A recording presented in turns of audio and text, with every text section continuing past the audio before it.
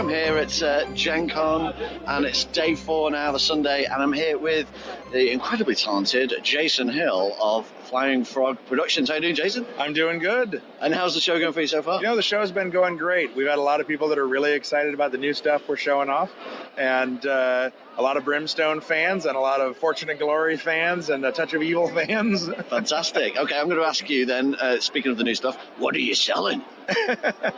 Well, we're some of the new stuff we're showing off at the show we have a bunch of new Brimstone stuff. The Forest of the Dead Otherworld, which is pretty cool. It's like a world that's between other worlds where all dead things go to roam forever. And so it's a new Otherworld box set with a ton of new enemies for Forbidden Fortress and Shadows of Brimstone. We also have some new enemies that we just debuted at the show. They're not retail release yet, but it's the Shikari Nomad Crusaders and the Void Swarms and Void Hives.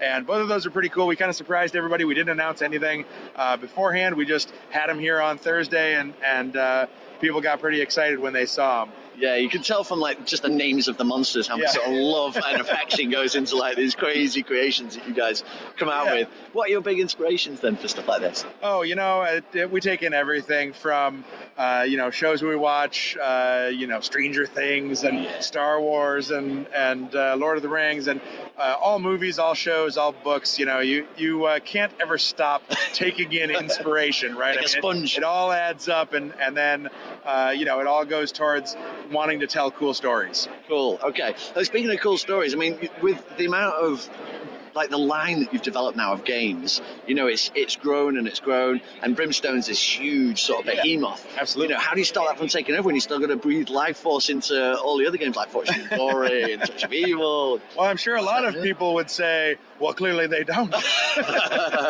But no, we're always working on all the games in the background, and different expansions, card sets, all sorts of different content for things. One of the things that we kind of had as an edict early on in our business model was to never do expansions for the sake of doing expansions. We never wanted to be like, oh, it's that time of year again, time to do a last roll it out expansion sort of thing. or whatever. We always wanted to make sure that it was like, you know what, I've got a really cool idea for something that's actually going to make this game better.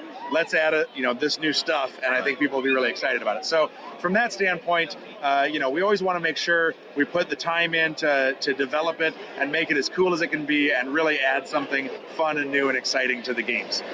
So that being said, a little bit ago we announced a 10-year anniversary for A Touch of Evil, and a lot of people are really excited about that. A lot of people were hoping we were going to have it at the show. We've had a lot of manufacturing delays with it. You are but man. Yeah, there's only so much we can do, but it's still coming. We'll have it as soon as we can, and we just want to make sure that everything is solid and as good as it can be before we get it out to the masses. But people are pretty excited about that. So we're shooting to try to make sure we have that, if we can, by the end of the year for the A Touch of Evil 10-year anniversary. And it's in a nice big deluxe box with a lot of cool stuff, fully revamped version of the original game that keeps all of those errata and FAQs and updates into the cards and into the game itself. But then with some cool new content as well, like the epic Spectral Horseman.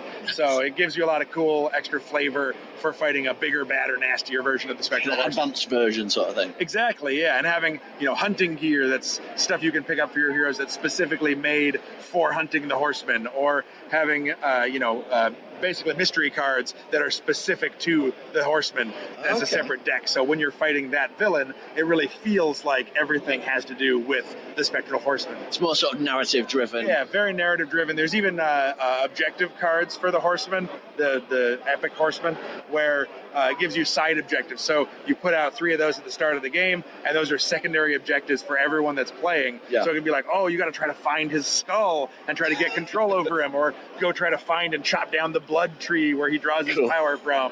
So a lot of really heavily thematic stuff specifically for that horseman. And if people like that idea of the epic villains, it's something that we totally would love to do for more of the villains over time. Fantastic. And so with all of this going on and all these products coming out, how the hell do you find time to watch Stranger Things?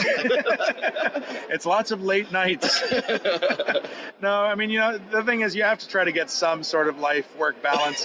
When somebody figures that that out, they got to let me know. But we steal time here and there to watch stuff, and I say Stranger Things. I love Stranger Things. I still haven't gotten to see the third season yet. It's fantastic. But it's in my psyche and it's rolling around, and so I'm hoping post GenCon there will be a little tiny downtime, tiny breath of fresh air where I can go and check out season 3, because I've heard nothing but good things. Cool. Thank you so much for your time today. Absolutely. It looks like a fantastic stand. It's always busy when I come past. I've not had the chance to actually collar you because it's been like wall deep, but it's brilliant to see all the new stuff coming out. And, thanks for coming great to see by. you in person. Cheers. Yeah.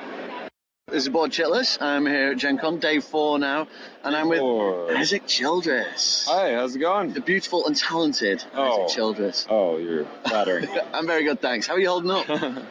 I'm alive. That's about all I can say at this point. Yeah. How's it been in general, the weekend? Mad rush? Yeah. I mean, it's been crazy. It's been very crazy, but a lot of cool stuff has happened. I'm really excited.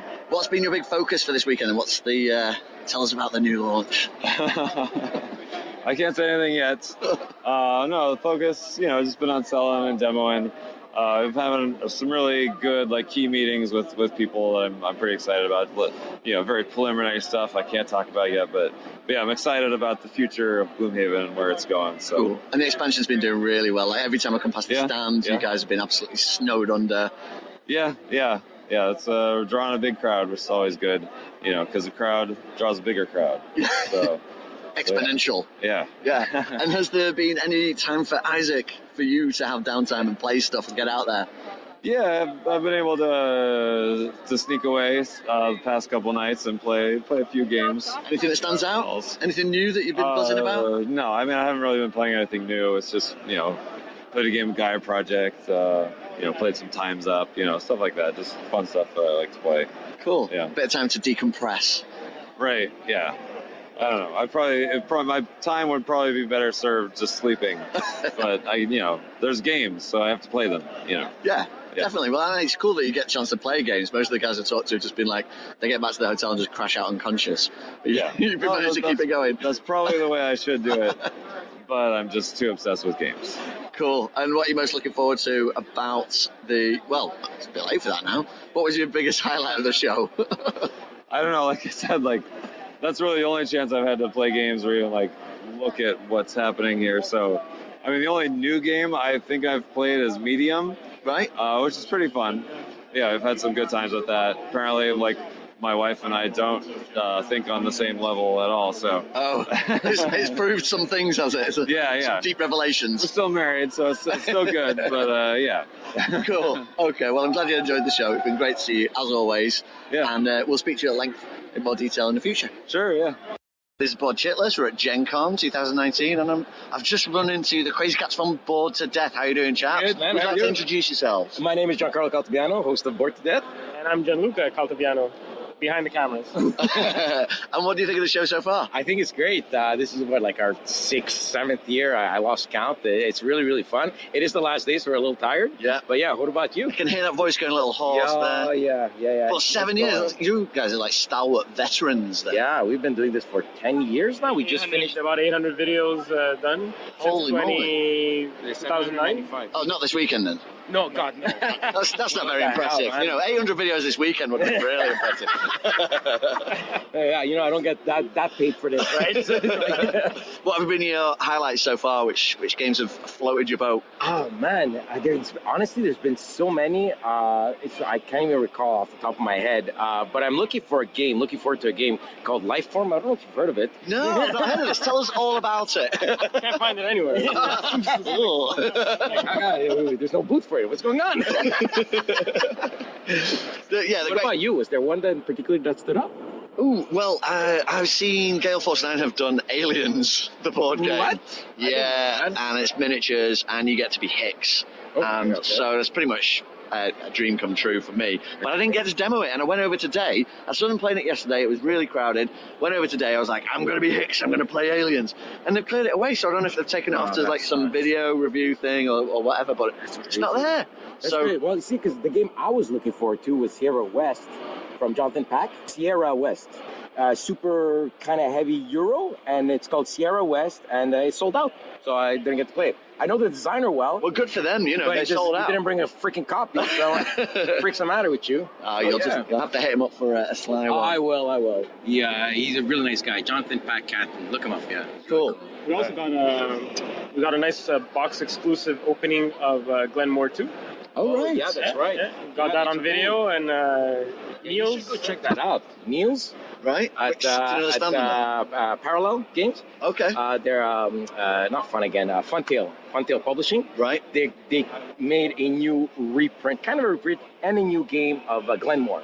And, I'll see if I can get you in. I've seen this advertised. Yeah, somebody was talking about it yesterday. Yeah, it's like a super great, like deluxe version. Yes. Right. And you should check it out. The pieces are like, I was moaning, looking at salivating, and he's like, he's rubbing his face here. Yeah, like, look at the cardboard thickness. Oh, it's so nice. Brilliant. That's it. Yeah. I'm gonna head over there now. You're gonna get me in. I'm gonna try and I'll introduce you to Niels. Yeah, let's do that right now. Okay. All right. We're off. Yeah, I don't have time for this podcast anymore. We're off. This is Thanks a lot, man. Thanks so much for coming on the show, guys. Thank you very much. Here we are, Board Chillers, GenCon Day 4, final day, and I'm here with Adam and Brady Sadler. Guys, how are you doing? Good. How are you doing? Hanging in there. Yeah, I'm good. I'm better than you, voice-wise. I mean, you guys sound huskier and sexier than I do, but you've been chinwagging all weekend, right? Yeah, I've been talking about Alter Quest for 4 days straight, so. Yeah, so tell us, Alter Quest, so this is the big, show-off piece for you guys this weekend. Yes, so it's the late pledges have just opened up, so if people can come check it out. We're pretty much we're out of flyers now, so there's lots of people taking home, checking out the Kickstarter, seeing what's available for late pledges, and everybody's been loving seeing it in person. Yeah, the components are absolutely gorgeous. The artwork's amazing. As soon as you guys turn your backs, I'm smuggling a copy home. How have you found it, Brady? I mean, you've got Street Masters is here as well. And yeah. You've got the whole back catalogue, the Sadler's catalogue. Yeah, we had we sold out of Brook City, the bundle we had. We sold out first day, so we didn't bring enough Brook City. It's a hot item now. We got plenty of Street Masters here, and we also just announced our, sort of announced the Contra Konami partnership. So all we can show right now is the logo you can't see that says Contra with the Blacklist Games next to it in Konami. So coming 2020 is on the website. Is there anything you can tell us about it? It's a board game. Oh, okay. Good info, yeah. I think we can also say it's going to be a Sadler board game. So. 2 unique pieces of information you won't get anywhere else. Have you guys had any downtime to show? Have you managed to do any gamer stuff for yourselves? Brady did manage to pick up a lot of cool games that I want to try, but we haven't actually had the chance to do that yet. But lots of meetings, lots of talking to fans, and selling Street Masters. So other than that, it's been good, but no, not a lot of downtime. This is the least amount of gaming I've ever done at GenCon, but I got to check out the new LCG that FFG announced, the Marvel Champions. Did you get to play it? Well, I watched some playthroughs, and I've watched the video, and I've got to touch the cards, so didn't have time to play, but I got a feel for it. I'm a day one buyer for sure. Yeah. And I also had to pick up the new Horrified, the Ravensburger did. Looks awesome. I've got to play it, but I got some cool stuff. Just the one with all the Universal monsters. Yeah. Very cool production, very cool art. So excited to actually take some days off and just play some games for a change. Play some games instead of just pitching them the whole weekend. Selling them and talking about them. Cool. And have you had any downtime at all over the weekend? When you get away from the show, what do you do in the evening? Because I saw a photo of, I think, Adam, you were pitching or demoing for Tom Vassell, but it was 8 or 9 o'clock at night or something. Oh yes. Tom wanted to learn Brook City. He had a copy of it, but he wanted us to kind of teach him so he could learn quickly. Oh right. So we ran so you could skip the rule book and go straight to the source. Exactly. Yeah. So that went pretty well. It seemed like he liked it. We had a lot of fun. Finished the game, a 4-player game. Probably we got done by 11 o'clock, so it wasn't too late. Excellent. Okay, and what are you guys going to do to decompress when you get back home? Watch a lot of Always Sunny in Philadelphia while I just don't move for a while or don't talk. maybe learn some games without having to talk about them. About the same. Probably play some of his games and also sleep. Fantastic. And we promised Scotty, our marketing guy from Canada, we're taking him to Topgolf because he doesn't have that up there. So it's like a restaurant driving range. You hit golf balls while you eat food, drink beer. So we'll probably do that only in America. Only in America. Fantastic. Well, thanks so much, guys. I hope you have a brilliant rest of the show. Yeah, thanks, man. Hello, this is Board Childres. I'm here at GenCon, and I'm only here with Caleb flipping Grace of Fantasy Flight Games. How are you doing, Caleb? How did you know my middle name? I guessed. No one knew that. It's like Rumpelstiltskin. How's the show been for you so It's far? been a great Gen Con. It's been really good. We can tell from your voice this is a Sunday now. Yeah. Oh, yeah. Usually I lose my voice on the first day. Oh, really? I made it a whole 2 days this year. Yeah. Cool. Well, I mean, it's been a mega exciting show for many reasons. Sure. But we've had a massive new launch from Fantasy Flight. Yeah. Some comic book or something. Yeah. Tell us a little bit about that. It's Marvel, baby. Marvel! I know. I'm so excited. Everyone knows what a big Lord of the Rings fan I am, but everyone doesn't necessarily know, like, I've been in the Marvel comics for just as long. Just grew up on the X-Men and Avengers and all of that. So I can't believe how lucky I am to go from, like, here you're working on Lord of the Rings, it's like your favorite thing, and oh, now we got your other favorite thing, it's Marvel, and you actually get to help co-design this one with a couple of great guys. And gonna have this whole talented crew of artists and graphic designers and producers with you. Well, you'll have been working on this for ages, like trying to keep it under wraps and... Oh gosh, yeah. This has been like a lion in my chest, just roaring to get out for about a year and a half now. It's like being in the special forces, but not allowed to tell your family. Kind of I can neither confirm nor deny what that's like, Tristan. Cool. Can you tell us anything about like the game itself? Does it follow in the footsteps of Lord of the Rings and Arkham Horror card game? It's similar in the sense that it is a fully cooperative, story-driven game, but it is a huge departure from Lord of the Rings and Arkham in terms of the overall feel of what it's like to play. Both Lord of the Rings and Arkham are very deep strategy.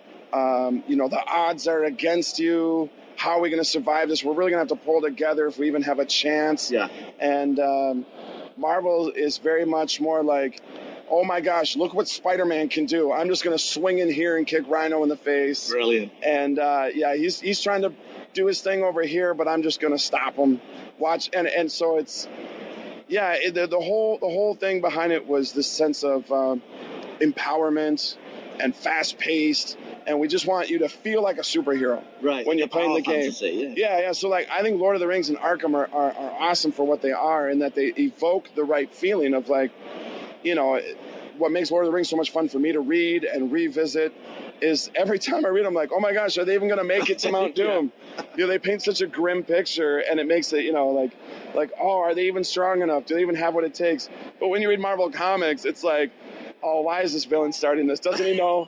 Doesn't he know what happens when you poke a stick at the Avengers? Like, hasn't he seen Captain America throw a shield? He's so done.